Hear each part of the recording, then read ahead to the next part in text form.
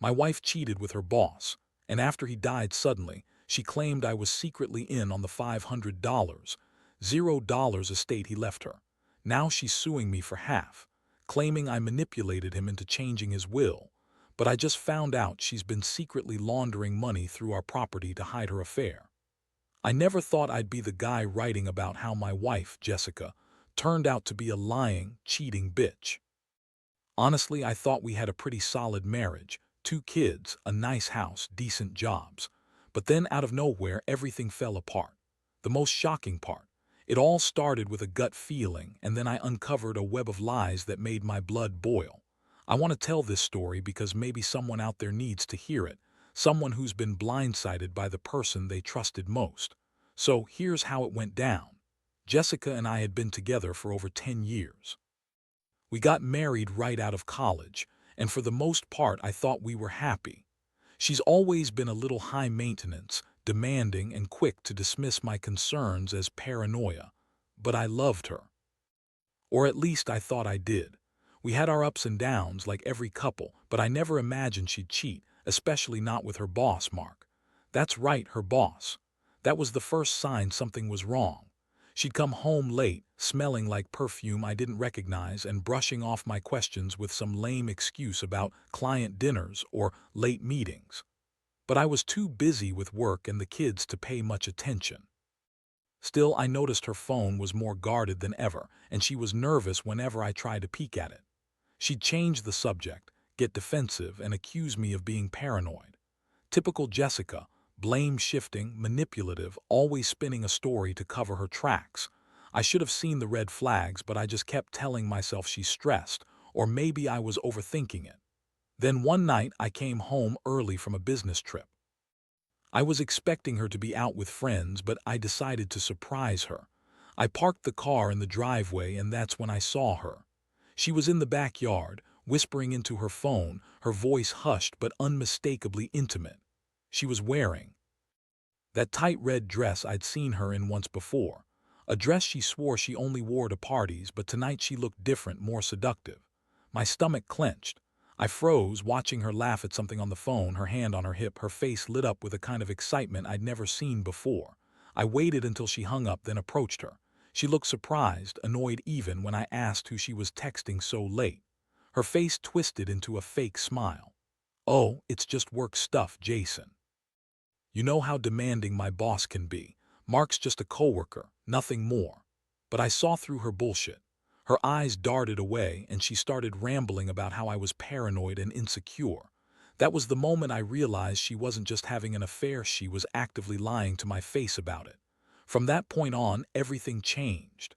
I started digging deeper, looking into her phone, her emails, even her bank accounts. What I found was worse than I expected.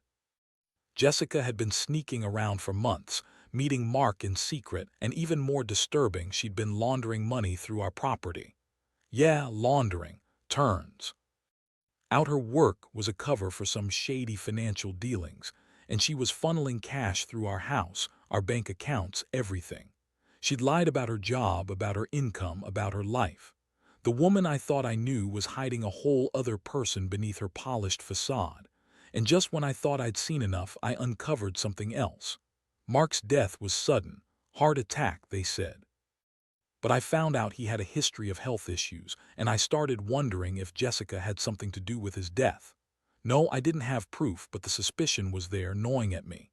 Why would she suddenly claim the estate, $500,000, claiming I was in on it? That's another story, but I'll get to that later.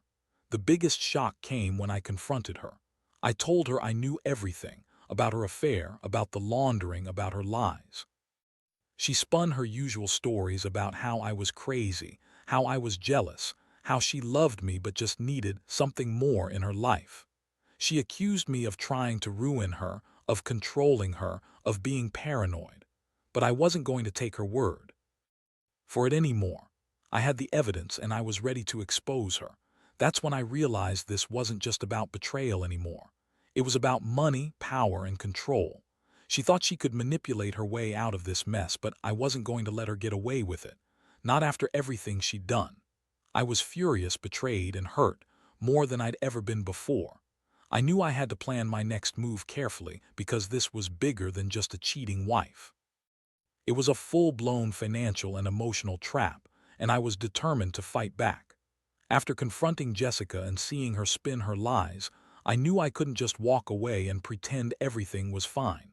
She was good at twisting stories, but I had enough evidence now, hidden texts, bank statements, suspicious transfers, that I could prove she was laundering money through our property.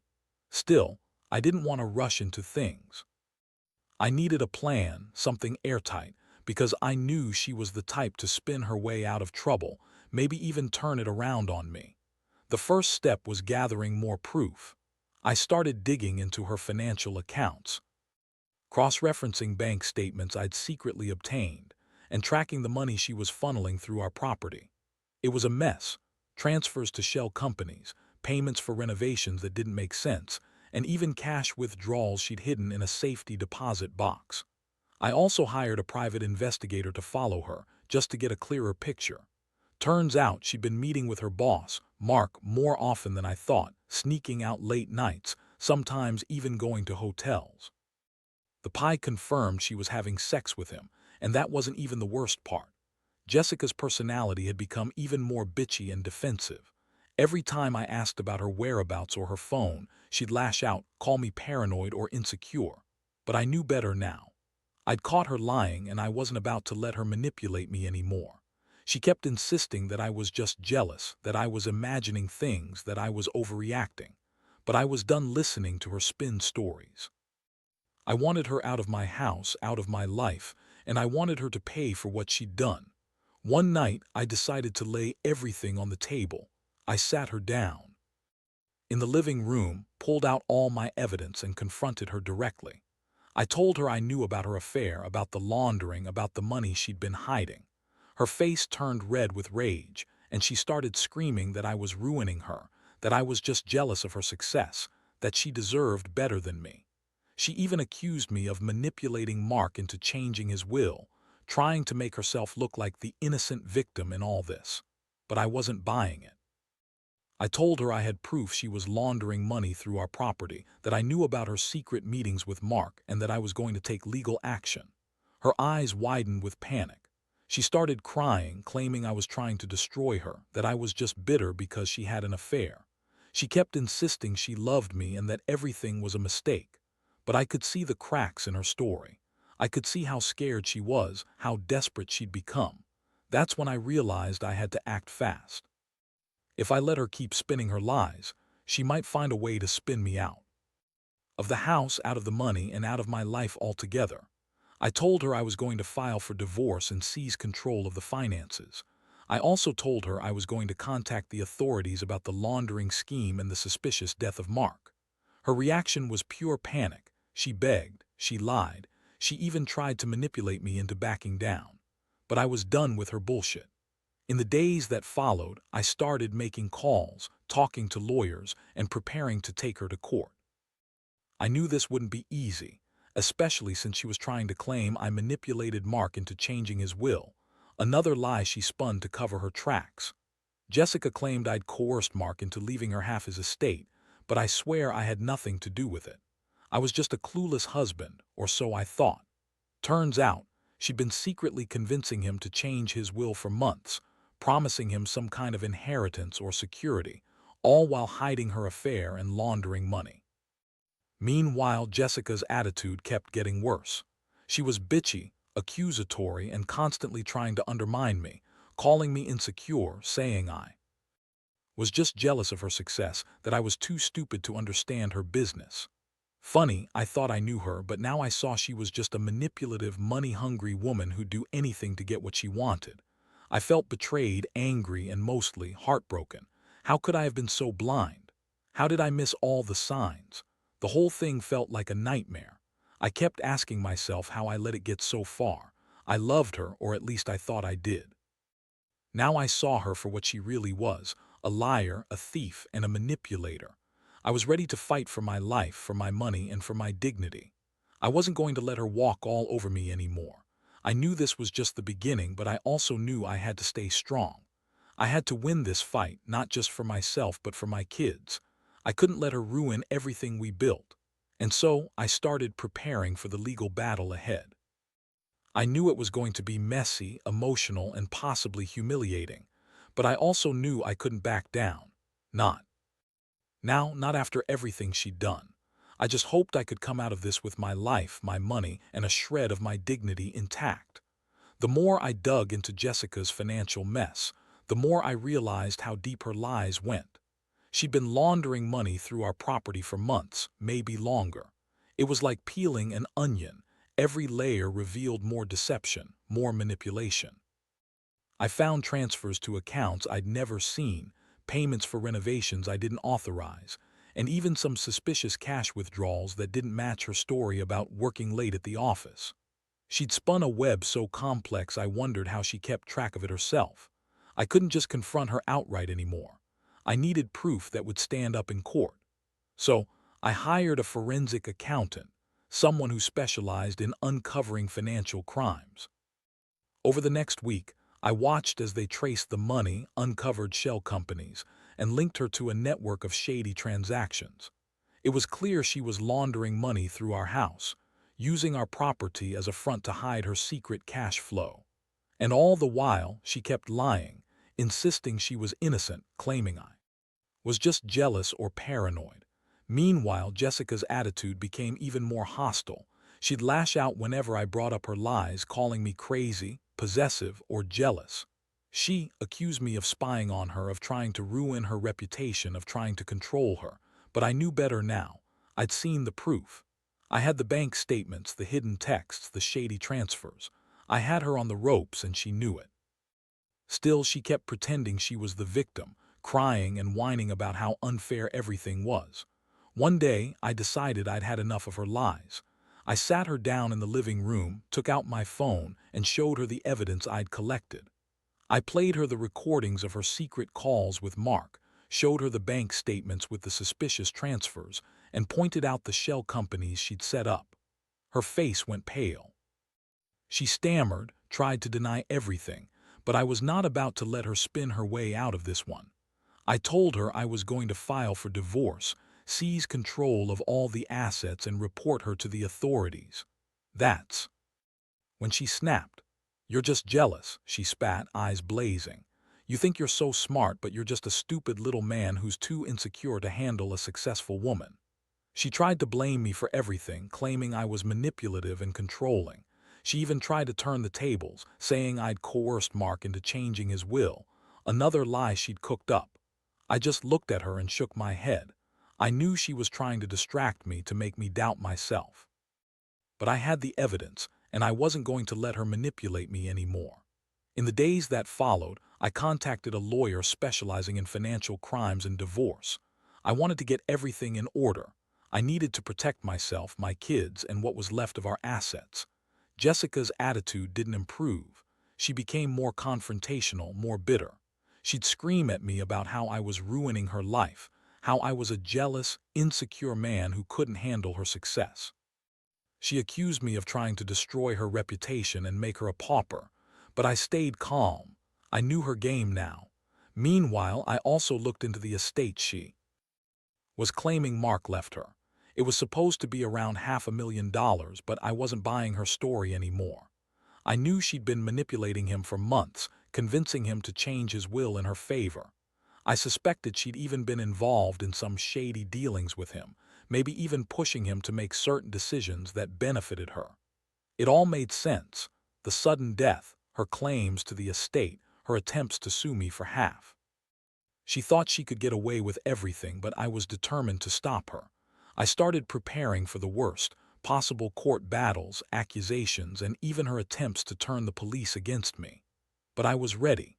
I'd documented everything, had my lawyer lined up, and knew exactly what I needed to do to protect myself. The more I learned about her lies, the angrier I got. How could she have been so manipulative, so ruthless? I'd always thought she was just a little high maintenance, but now I saw her for what she really was: a con artist, a thief, and a liar. Her bitchy attitude only got worse as she realized I was serious. She'd scream at me, call me names, accuse me of being insecure or controlling.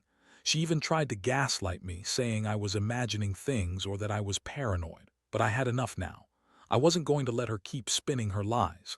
I was going to fight, and I was going to win. For myself, for my kids, and for the integrity of what little was left of our life together. This whole mess has changed me.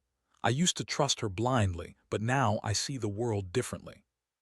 Trust is gone, replaced by suspicion and the bitter taste of betrayal. I've learned that some people will do anything for money, no matter who they hurt, no matter how much they lie or manipulate. And I've learned that if you catch someone cheating, lying, laundering money, you can't just walk away. You have to fight back with everything you have.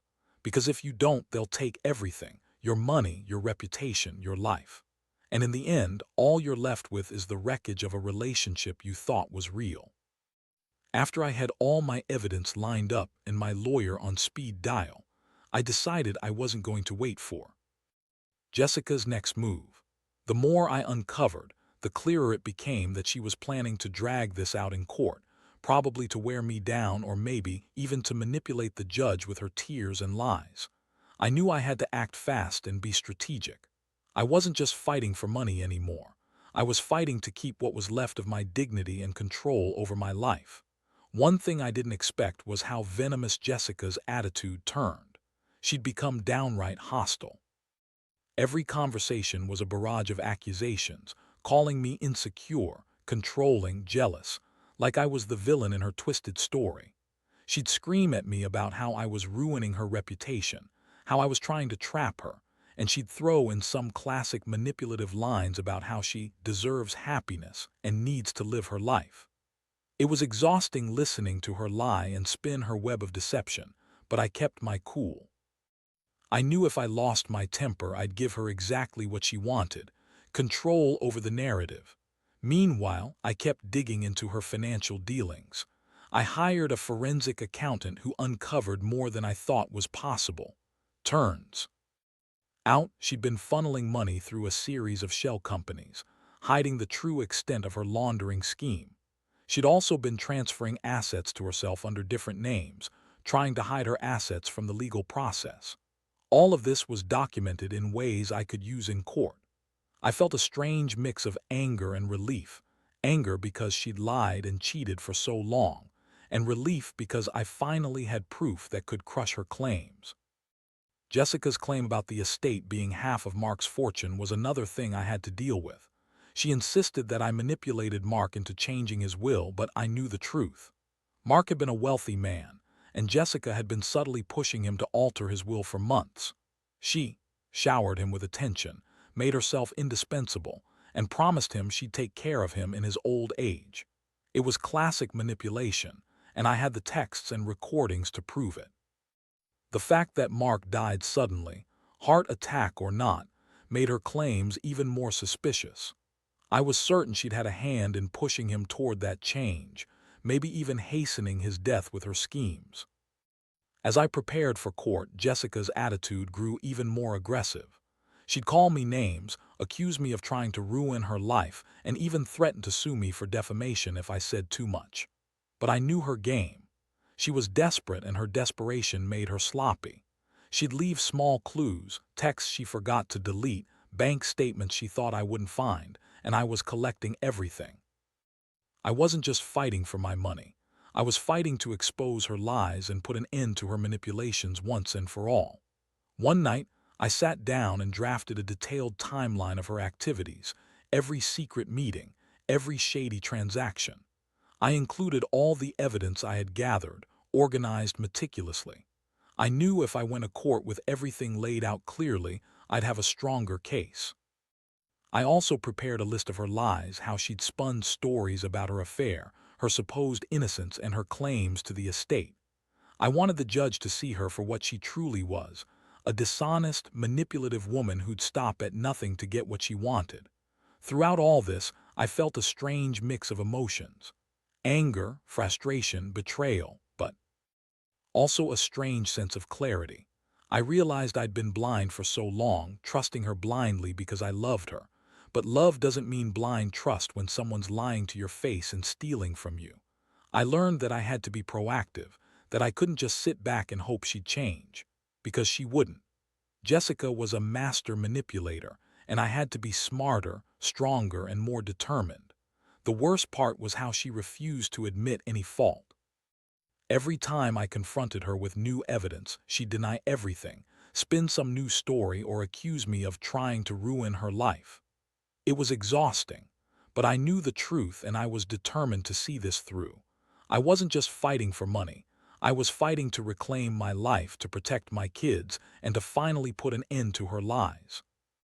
I started to see her for what she really was, a woman who would do anything for money, who'd lie, cheat, manipulate, and even hurt people to get what she wanted. And I was just a pawn in her game, but I wasn't going to be played anymore. I was done being the victim.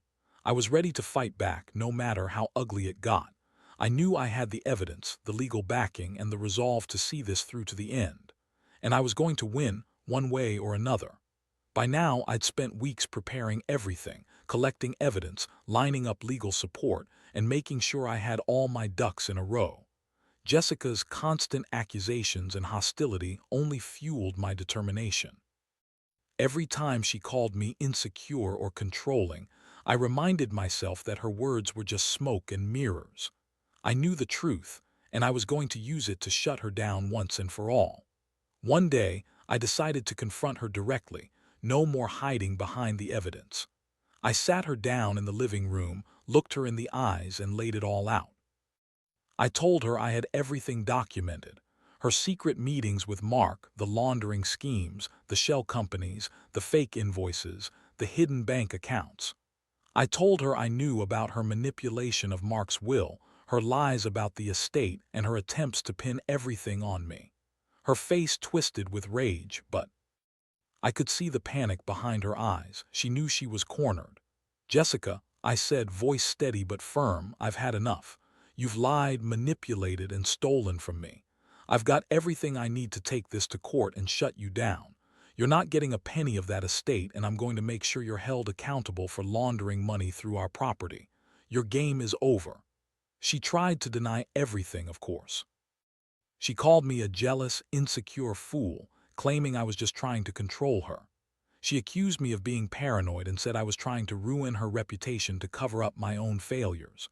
But I refused to let her spin her web of lies.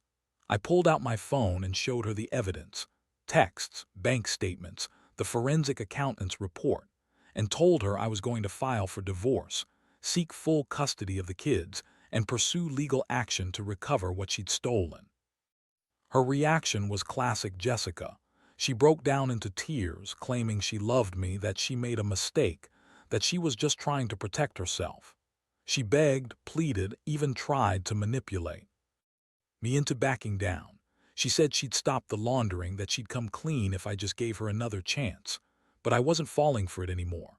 I saw her for what she really was, an opportunist, a liar, and a thief. The next few days were a whirlwind. I finalized the divorce papers, filed for full custody, and moved to freeze all her accounts. I also contacted law enforcement about her laundering scheme and her involvement in Mark's death. I knew it was a long shot, but I had to try. Meanwhile, Jessica continued to be bitchy and confrontational, calling me jealous, insecure, and worse. She even accused me of trying to ruin her life to hide my own failures, but I just kept my distance, knowing I'd done everything I could to prepare. The court date was set for a few weeks later. I was nervous but confident. I knew I had the evidence, I knew I had the law on my side, and most importantly, I knew I wasn't going to let her get away with this anymore. When I walked into that courtroom, I felt a strange mix of relief and anger. Relief that I was finally taking control, and anger that I'd been betrayed so thoroughly. Jessica appeared, trying to put on her most innocent face, but I saw right through it. She was desperate, clutching her purse like it was a lifeline. She tried to argue her way out of the charges, claiming I manipulated Mark into changing his will, that I was trying to destroy her reputation. But I had the proof: her lies, her laundering, her secret meetings. The judge listened carefully, and I could see the wheels turning. In the end, the court sided with me. Jessica was ordered to pay back the money she'd laundered, and her claims to the estate were dismissed. She was also granted a divorce, but I got full custody of the kids. The judge called her actions fraudulent and manipulative, and I could see the shame in her eyes. She'd lost everything: money, reputation, even her marriage. Walking out of that courtroom, I felt exhausted but victorious. I knew I'd have a long road ahead, dividing assets, rebuilding my life, making sure Jessica didn't try to come back with some new scheme. But I also knew I'd finally taken control. I'd shown her I was going to be a victim anymore. I learned that sometimes you have to fight dirty to win, and that honesty and integrity are your best weapons in a world full of liars. Now, I'm focusing on rebuilding. My trust in people is shattered, but I'm learning to be more cautious. I tell anyone in a similar situation, trust your gut, gather your evidence, and don't be afraid to fight for what's right, even if it means exposing the darkest parts of someone you once loved. Because in the end, justice isn't just about money. It's about protecting yourself from the lies and betrayal that can tear your life apart. Walking out of that courtroom, I felt a strange mixture of relief and emptiness. I'd spent so much time fighting her lies, her manipulations, her schemes, that I hadn't really stopped to think about what it all meant, how much I'd lost in the process. Jessica was gone from my life officially, but the scars she left behind aren't so easily healed. Still, I knew one thing for sure: I'd taken back control. I'd fought for my money, my reputation, and most importantly, my peace of mind. In the weeks that followed, I focused on rebuilding what Jessica had tried to destroy.